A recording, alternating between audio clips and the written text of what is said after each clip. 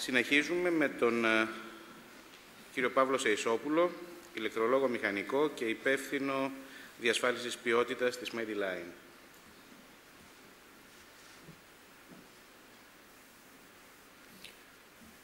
Μισό λεπτό για να βρούμε και το αρχείο εδώ.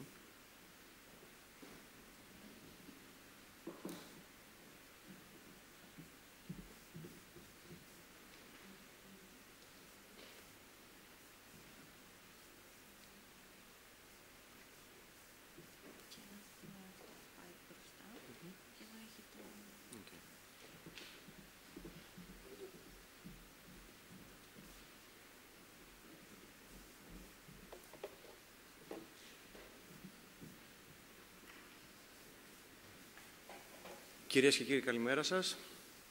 Λέγομαι Παύλος Σεϊσόπουλος, εργάζομαι σαν υπεύθυνος διασφάλισης ποιότητας στην εταιρεία Mediline, Thermal Solutions.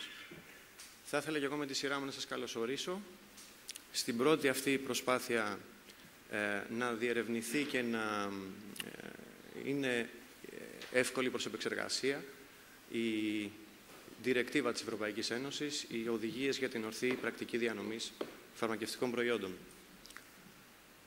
Στην προσπάθεια να μεταφραστεί από το πρωτογενές κείμενο που είναι στην αγγλική γλώσσα, έχει εκδοθεί και η ελληνική έκδοση, η οποία για όλους όσους έχουμε διαβάσει και τα δύο κείμενα, μπορούμε να διαπιστώσουμε ότι σε κάποια σημεία υπάρχουν κάποιες όχι και τόσο καλές μεταφράσεις, είτε σε ουσιώδεις έννοιες που θα έπρεπε να δώσουν τελικά την εικόνα αυτή που πρέπει να δοθεί, αλλά και σε κάποιες περιπτώσεις όχι και τόσο μεγάλη σημασίας, περισσότερο αισθητικά θα έλεγα κάποιοι όροι δεν είναι και τόσο καλοί, ειδικά για τον τομέα της υγείας, παρά περισσότερο αξία υπάρχει να αναφερθούμε σε αυτό. Όπως και να έχει, μαζί θα δούμε το δεύτερο κεφάλαιο των οδηγιών που έχει να κάνει με το προσωπικό και περισσότερο όχι για την ευρεία έννοια του προσωπικού, καθώς θα δείτε και εσείς στην παράγραφο αυτή ότι μιλάμε για έννοιες και υποχρεώσεις και αρμοδιότητες οι οποίες λίγο πολύ όλοι μας στις εταιρείες που εργαζόμαστε έχουμε προσδώσει στο προσωπικό. Θα αναφέρω απλώς έτσι πολύ γρήγορα ότι μιλάμε για γραπτές περιγραφές θέσεων, για συνεχή εκπαίδευση και κατάρτιση του προσωπικού, ώστε να μπορεί ο κάθε ένας να αποδίδει σωστά στα καθήκοντά του. Αξίζει να αναφερθούμε στη βασική αρχή και ουσιαστικά αυτό που λέει και η Ευρωπαϊκή Οδηγία είναι ότι ορθή πρακτική άλλωστε είναι μια σειρά από πράξεις που πρέπει να γίνονται σωστά, πράξεις οι οποίες γίνονται από ανθρώπους. Αυτοί οι άνθρωποι λοιπόν θα πρέπει να είναι καταρχήν επαρκής ο αριθμός τους σε έναν οργανισμό, να είναι με κατάλληλα προσόντα, ώστε να εκτελούν όλα τα καθήκοντα του χονδρεμπόρου, όπως λέει εδώ το κείμενο. Εγώ πήρα την πρωτοβουλία και θα χρησιμοποιώ τον όρο οργανισμός καλύτερα. Και φυσικά οι ατομικές ευθύνες του κάθε ενός προσώπου θα πρέπει να είναι σαφείς, ώστε να είναι κατανοητές και να είναι και καταχωρημένες. Οφείλω όμως να προσθέσω εδώ ότι σε μια τόσο υψηλών απαιτήσεων θέση, είτε είναι ένας πολύ σημαντικός συνεργάτης, ένας πολύ σημαντικός τέλεχος, αλλά ίσως και ένας απλός εργάτης. Οι ατομικές ευθύνες του καθενός θα πρέπει να είναι τόσες, ώστε να μπορεί να τις αποδίδει και να εκτελεί αποδοτικά. Σε πολλές περιπτώσεις και ειδικά με την κρίση που αντιμετωπίζουμε, πολλοί οργανισμοί, πολλές εταιρείες αναγκάστηκαν να κάνουν κάποια συρρίκνωση στο προσωπικό τους, ενώ παράλληλα όμως αυτό δεν συνέβη και στις αρμοδιότητες που έπρεπε να μοιραστούν στο προσωπικό αυτό. Έτσι φτάνουμε σε κάποιες περιπτώσεις να υπάρχουν πρόσωπα υπερφορτωμένα και σε βαθμό που τελικά μπορεί να φτάνουμε σε σημεία υψηλού ρίσκου. Όπως και ο κύριος Χέιζ είχε αναφερθεί, η εκτίμηση των κινδύνων, η αξιολόγηση των κινδύνων είναι ένα πάρα πολύ χρήσιμο εργαλείο σε πάρα πολλές φάσεις. Και στην περίπτωση που μιλάμε για το προσωπικό και για τις αρμοδιότητές του, κάποιοι πολύ υπερφορτωμένοι υπάλληλοι μπορεί να είναι ένα μεγάλο ρίσκο ώστε να εκτελούνται οι εργασίες σωστά. Δεν θα μιλήσουμε περισσότερο για το προσωπικό γενικότερα. Θα μας απασχολήσει η έννοια του υπεύθυνου, responsible person όπως λέει το πρωτογενές κείμενο, Ένας άνθρωπος ο οποίος, όπως θα δούμε παρακάτω, συσσωρεύει πάνω του πάρα πολλά πράγματα και από ευθύνες και από εργαλεία όμως που θα μπορεί να χρησιμοποιήσει. Είναι λοιπόν ο κάθε οργανισμός που εμπλέκεται στην ψυχρή αλυσίδα υποχρεωμένος να ορίσει έναν υπεύθυνο, ο οποίος θα πρέπει να έχει τα προσόντα και να πληρεί όλους τους όρους που προβλέπει η νομοθεσία στην προκειμένη περίπτωση της Ελλάδας. Είναι προφανές ότι για να μπορεί να αντιληφθεί και να κατανοήσει τους όρους που θα απασχολείται με αυτούς καθημερινά, θα πρέπει να έχει ένα πτυχίο φαρμακευτικής. Δεν είναι πρέπει στην περίπτωση αυτή, γιατί δεν είναι κάθε οργανισμός μια φαρμακευτική εταιρεία στην ψυχρή αλυσίδα, αλλά θα πρέπει να έχει μια ευχέρεια τουλάχιστον για να αντιλαμβάνεται περιπτώσεις. Ο υπεύθυνος αυτός θα πρέπει, όπως καταλαβαίνετε, να διαθέτει τα κατάλληλα προσόντα και την εμπειρία και προφανώς να γνωρίζει και την ορθή πρακτική διανομής. Μέχρι εδώ δημιουργούνται κάποια ερωτήματα, γιατί μέχρι τώρα εδώ απλώς έχουμε καταλάβει ότι μιλάμε για ένα πρόσωπο. Είναι δυνατόν να είναι μόνο ένα πρόσωπο αυτός ο άνθρωπος, ή είναι μια ομάδα στελεχών που θα πράξει ανάλογα? Και επειδή δεν φαίνεται κάτι συγκεκριμένο στο αρχικό κείμενο, αν υποθέσουμε ότι θα μιλάμε για ένα πρόσωπο, τι αρμοδιότητες μπορεί να έχει συσσωρευμένες πάνω του? Και για να φέρει πέρα σε αυτές τις αρμοδιότητες, τι προσόντα και ικανότητες θα πρέπει να έχει αυτό το άτομο? Ο κύριος Χέις πριν είπε ότι η ορθή πρακτική διανομής, όπως και οποιαδήποτε άλλη ορθή πρακτική, βασίζεται στην κοινή λογική. Όλοι μας λοιπόν, έχοντας, θέλω να πιστεύω, κοινή λογική, δεν θα διαλέγαμε ποτέ αυτόν τον άνθρωπο για υπεύθυνο. Σε καμία περίπτωση. Γιατί αυτό που ζητάμε από τον υπεύθυνο είναι να μπορεί να εκπληρώσει τα καθήκοντά του προσωπικά. Εδώ διαφαίνεται η έννοια του ότι είναι ένας άνθρωπος. Προφανώς θα είναι πάντοτε διαθέσιμος στην επικοινωνία που απαιτείται για να μπορούν να δίνονται λύσεις και να παίρνονται αποφάσεις σε όλους τους τομείς του οργανισμού. Όμως δεν είναι μόνος του. Μπορεί να διαθέσει δουλειές, αλλά σίγουρα όχι αρμοδιότητες. Δηλαδή, μπορώ να διαιρώ τις υποχρεώσεις μου, τις ευθύνες μου, αλλά η τελική ευθύνη συνεχίζει να μένει σε αυτόν τον έναν υπεύθυνο άνθρωπο. Άρα καταλαβαίνουμε ότι πρόκειται για ένα πρόσωπο κλειδί. Είναι ένας άνθρωπος ο οποίος, έχοντας πάντοτε στο μυαλό μας ότι όλες αυτές οι ενέργειες και οι προσπάθειες γίνονται για να προστατευτεί ο τελικός αποδέκτης, μπορούμε να το θεωρήσουμε λοιπόν και ως προστάτη των ασθενών. Και επειδή ακριβώς, όπως θα δούμε και παρακάτω, είναι πάντοτε αυτός που φροντίζει όλα να γίνονται με νομιμότητα και σύμφωνα με τους κανονισμούς και τις διατάξεις που διέπουν κάθε οργανισμό, είναι και ο θεματοφύλακας του οργανισμού στον οποίο εργάζεται. Ένα πολύ λεπτό σημείο εδώ που θα καταλάβουμε ότι πραγματικά συμβαίνει κάτι διαφορετικό σε αντίθεση με όλους τους υπόλοιπους υπαλλήλους και στελέχη σε μια επιχείρηση, είναι ότι στη γραπτή περιγραφή των καθηκόντων του θα πρέπει να προσδιορίζεται και η αρμοδιότητά του να αποφασίζει ο ίδιος για τις ευθύνες του. Θα δούμε ότι σε κάποιες περιπτώσεις αυτός και όχι ο νόμιμος εκπρόσωπος ενός οργανισμού μπορεί να είναι υπόλογος για οποιασδήποτε μη συμμορφώσεις μπορεί να προκύψουν. Άρα λοιπόν θα πρέπει ο ίδιος να αποφασίζει για τις ευθύνες που θα αναλάβει. Ο οργανισμός θα πρέπει να αναθέτει σε αυτόν τον υπεύθυνο την αναγκαία εξουσία και τους πόρους, ώστε να μπορεί να φέρει πέρα στις ευθύνες, οι οποίες είναι αναγκαίες για την εκπλήρωση των καθηκόντων του. Οπότε είναι προφανές ότι θα πρέπει να έχει πάντοτε πρόσβαση σε φαρμακευτική πληροφόρηση και υποστήριξη. Είναι σίγουρα επίσης προφανές ότι πρέπει να έχει προσωπική γνώση της σχετικής νομοθεσίας, των οδηγιών όπως αυτές που κοιτάμε σήμερα και των αδειών είτε λειτουργίας είτε διακίνησης του οργανισμού στον οποίο εργάζεται. Είναι σαφές επίσης ότι θα πρέπει να γνωρίζει πάρα πολύ καλά τα προϊόντα και ειδικά τις συνθήκες αποθήκευσής τους και φυσικά να υπάρχει προσωπική γνωριμία με τους αποδέκτες της διανομής των προϊόντων του από το σημείο που βρίσκεται εκείνος της ψυχρής αλυσίδας τουλάχιστον στο επόμενο.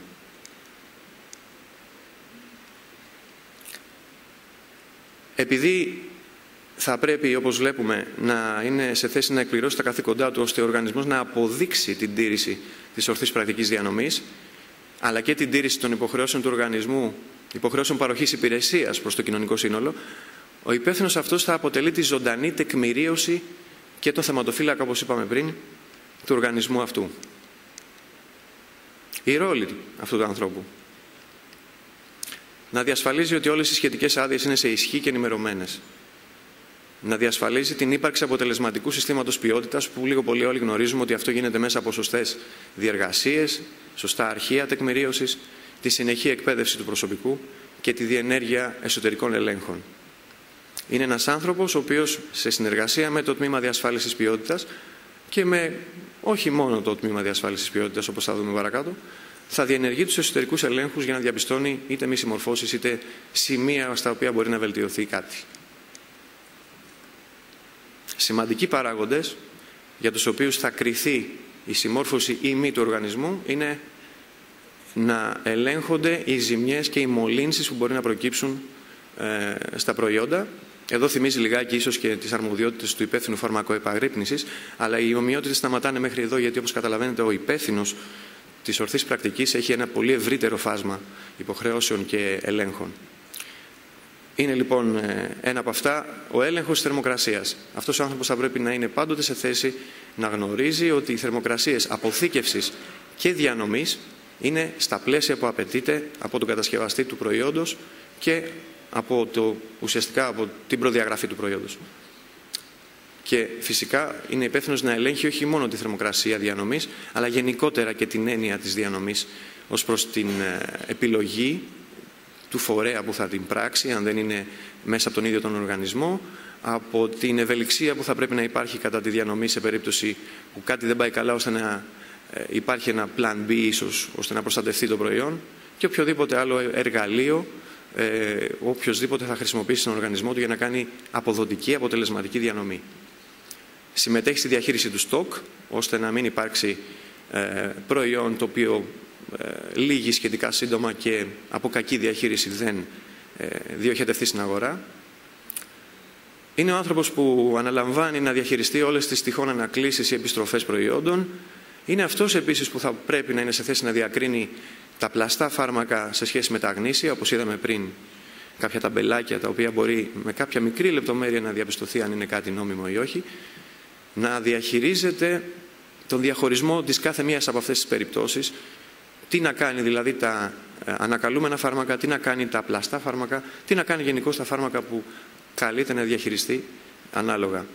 Τέλος, συμμετέχει με κριτήρια που τίθενται μέσα από το σύστημα ποιότητας και από τη στρατηγική του οργανισμού, συμμετέχει και αυτός στην έγκριση και στην αξιολόγηση προμηθευτών και πελατών με βάση τα κριτήρια που έχουν τεθεί από τον οργανισμό. Όπως καταλαβαίνετε, αυτός ο άνθρωπος είναι ακόμα ένας που θα συμμετέχει στις ομάδες ελέγχων, στις λεγόμενες audit teams, είτε κατά τη διάρκεια ελέγχων από το ρυθμιστικό φορέα, είτε και γενικότερα σε audits τα οποία μπορεί να γίνουν με συνεργάτες. Είναι ένας από αυτούς σε συνεργασία και με το Τμήμα Διασφάλισης Ποιότητας που θα πρέπει να παρευρίσκεται στην ομάδα αυτή. Χρησιμοποιώντας κατάλληλα εργαλεία διαχείρισης ρίσκου και σύμφωνα με τη στρατηγική που έχει θέσει ο οργανισμός, εξασφαλίζει όλα τα δεδομένα που απαιτούνται για να προστατευτούν τα προϊόντα.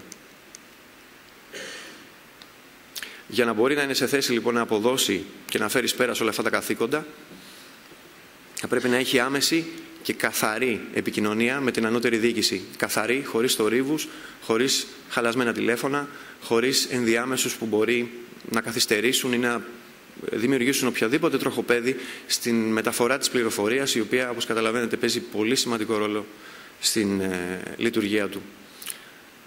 Είναι προφανές ότι πρέπει να έχει πρόσβαση σε όλους τους χώρους, σε όλες τις μονάδες, στις αποθήκες και στα αρχεία που απαιτείται για να κάνει τη δουλειά του σωστά. Ο ίδιος θα πρέπει να τηρεί ένα πολύ καλό αρχείο σχετικά με τις αναθέσεις των καθηκόντων του σε τρίτους και όλες οι δραστηριότητες που είναι υπό άδεια στον οργανισμό αυτό θα πρέπει να τις παρακολουθεί και όπου χρειάζεται να τις αναθεωρεί. Ένα πολύ σημαντικό καθήκον, γιατί η άδεια ουσιαστικά είναι ο τρόπος με τον οποίο ο κάθε ένας οργανισμός λειτουργεί, κερδίζει και συμμετέχει στην ψυχρή αλυσίδα. Τα αρχεία του λοιπόν θα πρέπει να είναι ακριβή και σε καλή ποιότητα. Είναι δεδομένο ότι θα συμμετέχει και θα διασφαλίζει τη συμμόρφωση με όλες τις υπάρχουσες διαδικασίες και επίσης θα πρέπει να διασφαλίζει και αυτός σε συνεργασία και με το τμήμα συντήρησης, το τμήμα διαχείρισης, το τμήμα της αποθήκης, για την ποιότητα του εξοπλισμού και των εγκαταστάσεων. Τέλος, όπως λίγο πολύ όλοι μας θα πρέπει να πράττουμε, έτσι και αυτός θα πρέπει να φροντίζει με συνέπεια να πετυχαίνει και να συμμορφώνεται με τα απαιτούμενα πρότυπα που χρησιμοποιούνται από τον οργανισμό στον οποίο εργάζεται. Προτείνουμε, έχοντας διαβάσει το κείμενο και έχοντας κατανοήσει μέχρι εδώ ότι αυτός ο άνθρωπος συσσωρεύει πάνω του πάρα πολλές ευθύνες, κάποια πράγματα τα οποία θα κάνουν τη ζωή και τη δική του και του οργανισμού του πιο εύκολη. Είναι προφανές, όπως είπα και πριν, ότι η γραπτή περιγραφή καθηκόντων είναι μια πολύ σημαντική παράμετρος για να υπάρχει σαφήνεια στο τι κάνει ο καθένας. Ένα από τα πράγματα λοιπόν που θα πρέπει να κάνει και αυτός είναι να έχει για όλο το προσωπικό του με το οποίο συνεργάζεται σαφείς αρμοδιότητες του καθενός. Σε συνεργασία με την ανώτερη διοίκηση θα πρέπει να κάνει ανασκόπηση των συστημάτων γενικότερα και να βγάζει από αυτές τις συναντήσεις διάφορες αναφορές, διάφορες λίστες ενεργειών, ώστε να αλλάζουμε, να βελτιώνουμε κάθε φορά οτιδήποτε χρήζει βελτίωσης, να διορθώνουμε ό,τι βρέθηκε να μην είναι σωστό όπως θα θέλαμε. Μία έννοια η οποία οφείλω να την τονίσω εδώ είναι ότι αυτός ο άνθρωπος δεν είναι απλά ένας τέλεχος ενός οργανισμού, δεν είναι ο άνθρωπος ο οποίος τυφλά θα πρέπει να εξυπηρετεί τα συμφέροντα του οργανισμού στον οποίο εργάζεται χωρίς καμία άλλη συζήτηση. Αυτός ο άνθρωπος είναι το όνομά του γραμμένο στην άδεια, αυτός ο άνθρωπος είναι υπόλογος, όπως ανέφερα και πριν, πιο πολύ ακόμα και από τον νόμιμο εκπρόσωπο της εταιρείας. Αυτός ο άνθρωπος λοιπόν, σε ακραίες για μένα τουλάχιστον περιπτώσεις, όταν υπάρχει κάποια σειρά μη συμμορφώσεων πολύ σημαντικών που να επηρεάζουν άμεσα την έννοια της λειτουργίας ενός οργανισμού, αλλά η ανταπόκριση από τον οργανισμό στον οποίο εργάζεται δεν είναι υπρέπουσα, δεν είναι ιδέουσα, είναι υποχρεωμένος, περισσότερο σαν εσωτερική υποχρέωση εγώ θα έλεγα, να επικοινωνήσει ακόμα και εμπιστευτικά με το ρυθμιστικό φορέα προκειμένου να δοθεί λύση, ακόμα και αν ο οργανισμός του δεν έχει σκοπό να κάνει κάτι τέτοιο. Γιατί τελικά δεν ισχύει η έννοια με ποιον είσαι. Δεν υπάρχουν αντιπαλότητες σε αυτή την προσπάθεια. Είμαστε όλοι με το μέρος του ασθενή. Και αν κάποιος ολιγορεί σε αυτή την προσπάθεια ή δεν είναι αρκετά καλός ή δεν έχει τη διάθεση ή δεν έχει ίσως και τους πόρους για να το πράξει, δεν μπορούμε όμως να είναι κάποιο από όλα αυτά πιο σημαντικό από τις ανθρώπινες ζωές που πρέπει οπωσδήποτε να κρατάμε σε πρώτη προτεραιότητα. Αυτός ο άνθρωπος λοιπόν θα πρέπει να κάνει ίσως κάτι το οποίο για πολλούς από εμάς να φανεί λιγάκι περίεργο, αλλά πιστέψτε με, έχει σημασία και ίσως είναι και θέμα αλλαγής νοοτροπίας. Τελικά αυτός ο άνθρωπος, όπως είπαμε και στην αρχή, μπορεί να αναθέσει καθήκοντα, αλλά όχι τις ευθύνες που έχει ο ίδιος άνθρωπος αυτός. Το σχεδιάκι που έχω από κάτω δεν δείχνει την καλύτερη δυνατή εξέλιξη σε μια δουλειά. Δεν είναι ο δακτυλοδεικτούμενος, δεν είναι από δύο πομπαίος τράγος. Σκοπός μας δεν είναι να βρούμε ποιος θα πληρώσει την ύφη. Σκοπός μας είναι να κατανοήσουμε ότι αυτός ο άνθρωπος έχει την ευθύνη και όλοι οι υπόλοιποι αντί να τον δείχνουν, όπως βλέπουμε εδώ, θα πρέπει να τον βοηθήσουν, να συνεργαστούν μαζί του. Αυτός ο άνθρωπος μπορεί να δώσει λύσεις όσον αφορά για το ποιος αναλαμβάνει την ευθύνη. Αλλά η σωστή νοοτροπία δεν είναι να λέμε πάντοτε σε ποιον θα ρίξουμε τον μπαλάκι. Η σωστή αντιμετώπιση είναι να υποστηρίξουμε ένα κομβικό πρόσωπο ώστε να μπορεί να ελέγχει σωστά τη δουλειά που όλοι μας κάνουμε με σκοπό ο ασθενής να πάρει αυτό που θεωρεί δεδομένο. Ένα φάρμακο που μπορεί να κάνει τη δουλειά του. Όλα αυτά για την ελληνική πραγματικότητα μπορεί να ακούγονται λιγάκι πρωτόγνωρα. Όμως θα ήθελα να σας πω, όπως και ο κύριος Χέις ανέφερε λίγο στο τέλος της ομιλίας του, ότι στα περισσότερα κράτη-μέλη της Ευρωπαϊκής Ένωσης αυτός ο άνθρωπος μπορεί να έχει και την αστική ευθύνη για οποιαδήποτε παράβαση της άδειας. Είναι σε θέση, όπως είδαμε και πριν, εάν κάτι δεν πάει καλά, να αφαιρεθεί η άδεια εξ ολοκλήρου, να αποσυρθεί ο ίδιος από την άδεια, σαν άτομο, και να πρέπει ο οργανισμός μέσα σε ένα χρονικό διάστημα που δεν έχει διαλέξει κιόλας, να βρει κάποιον άλλο να τον βάλει στην άδεια. Κάτι το οποίο, όπως καταλάβατε, δεν είναι και τόσο απλή υπόθεση, γιατί δεν μπορεί να πάρει έναν στην τύχη και να τον βάλει εκεί. Τελικά και για τον ίδιο αυτόν τον άνθρωπο μπορεί να είναι το τέλος του, το επαγγελματικό του τέλος από την φαρμακευτική αγορά.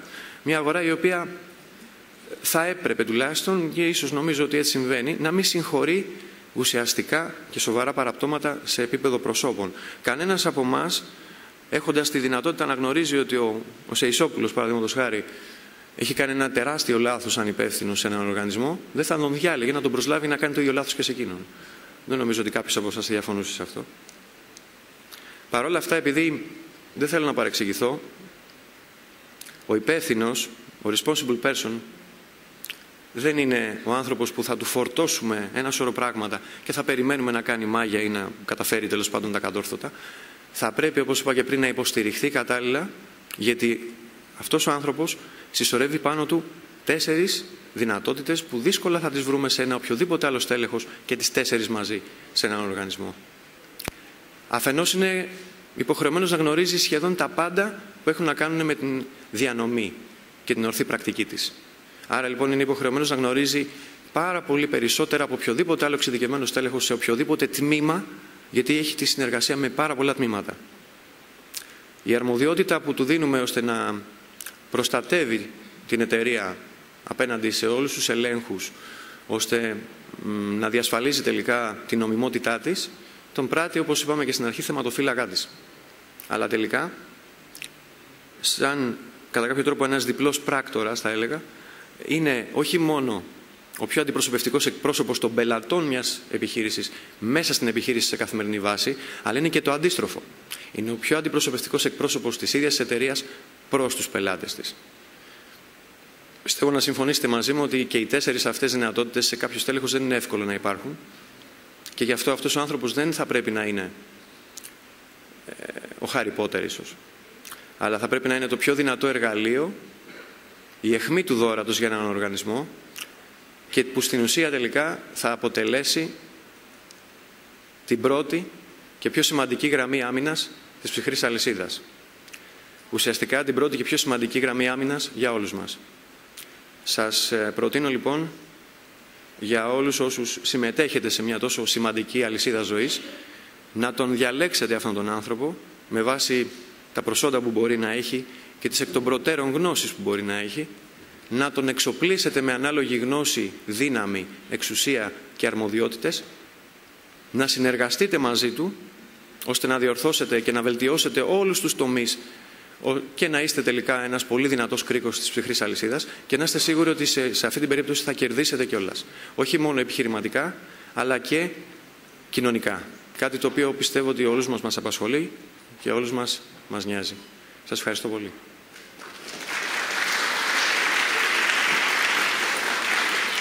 Είμαι στη διάθεσή σας για οποιασδήποτε ερωτήσεις. Αλλιώς συνεχίζουμε.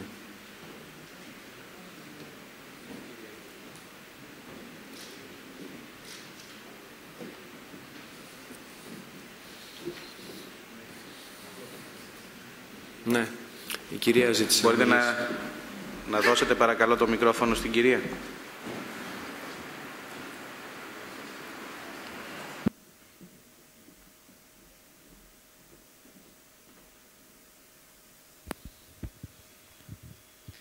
Καλή σας ημέρα. Λέγομαι Γκούρα και προέρχομαι από τον Εθνικό Οργανισμό Φαρμάκων. Ως η αρμόδια αρχή γενικώς για την παρακολούθηση της διακίνησης των φαρμάκων, 2 διευκρινήσεις θα ήθελα έτσι να προσφέρω στη συζήτηση για την προηγούμενη ερώτηση. Οι κατευθυντήριες οδηγίες είναι νομικό κείμενο, έχουν υποχρεωτική εφαρμογή, υπάρχει σχετικό άρθρο στην Οδηγία 2011-62 και στην αντίστοιχη υπουργική απόφαση που είναι η ενσωμάτωσή της στην ελληνική νομοθεσία. Είναι κείμενο με νομική ισχύ δηλαδή. Ένα αυτό. Δεύτερο, ότι στην Ελλάδα απλά να διευκρινίσουμε ότι το υπεύθυνο πρόσωπο μέχρι σήμερα τουλάχιστον υποχρεωτικό να είναι φαρμακοποιός. Όταν μιλάμε για χονδρική πώληση φαρμάκων, όποια μορφή και αν έχει αυτή, φαρμακαποθήκη, πρατήριο κτλ. Και μια μικρή προσθήκη, όχι μόνο αστική, αλλά και ποινική ευθύνη έχει σε κάποιες περιπτώσεις το υπεύθυνο πρόσωπο. Ναι, σωστά. Εξίσου σημαντικό. Ναι. Είναι πολύ καλό που το διευκρινίσατε και ανάλογα που ακούστηκε και αυτό. Ναι. Ευχαριστώ.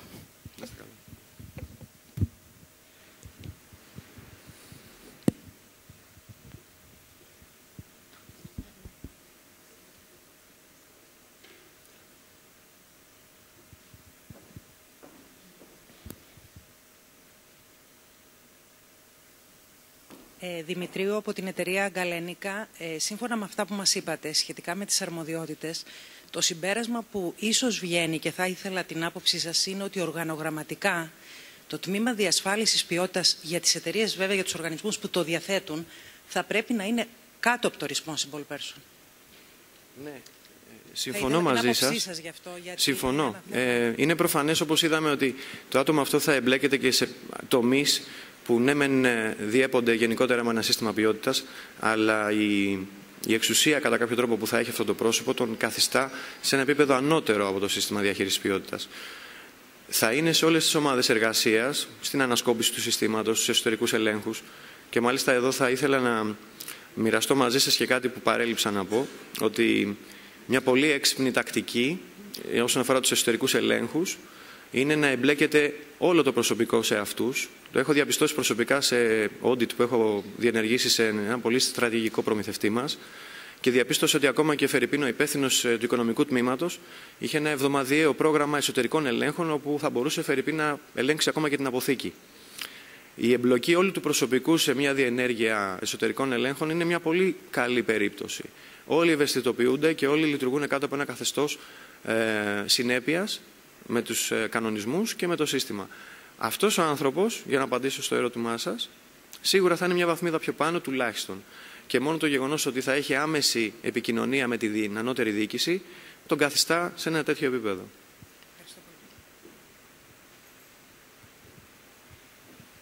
Mr. Hayes.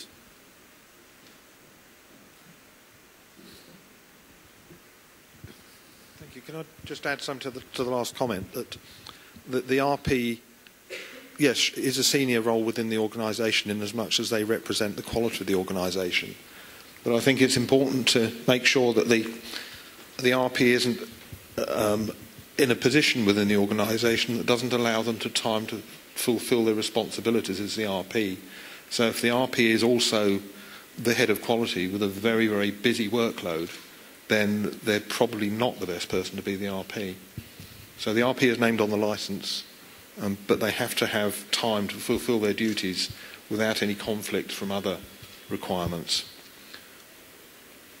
Ναι, ουσιαστικά αυτό που φάνηκε και από τη συζήτηση και από την παρουσίαση είναι ότι δεν θα ήταν και τόσο καλή ιδέα να είναι αυτός ο άνθρωπος με μια άλλη δεδομένη θέση, ήδη υπάρχουσα, και να είναι επιπλέον και ο υπεύθυνος.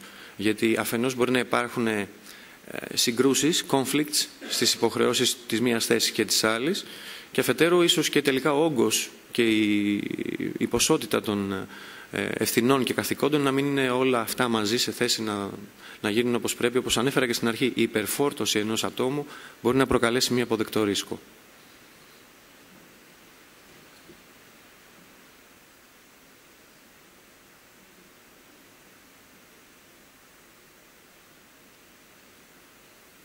Ωραία. Σας ευχαριστώ πολύ.